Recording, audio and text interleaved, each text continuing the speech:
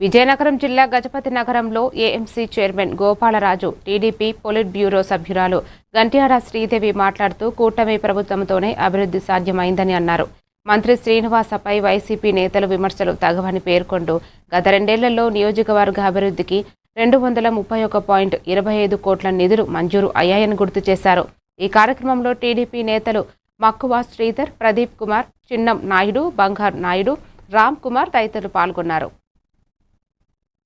అది కూడా అక్రమకి కూడా మన గౌరవనీయులైన చంద్రబాబు నాయుడు గారు మంత్రివర్యులు ఈరోజు 2 లక్షల రూపాయలు ఇవ్వడానికి కూడా సిద్ధంగా ఉన్నారు. అది కూడా వాళ్ళు గుర్తుపెట్టుకోవాల్సిన అవసరం ఉంది. దాంతోపాటు ఈరోజు మన గౌరవనీయులైన చంద్రబాబు నాయుడు గారు కూడా 1,50,000 వితంతు పెన్షన్లు ఇవ్వడానికి ఊళ్ళో సిద్ధంగా ఉన్నారు. ఇదంతా అభివృద్ధి కాదండి.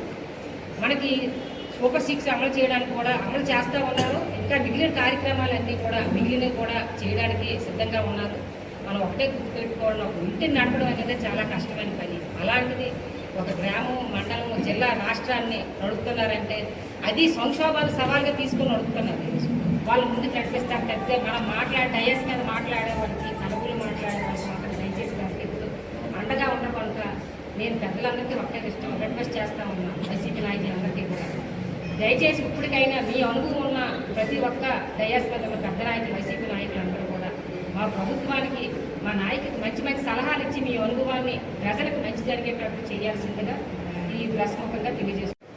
అన్ని విషయాలు చక్కగా అంకితో సహా ఆయన నిరూపణకు సిద్ధంగా ఉన్నామని చెప్పడం జరిగింది.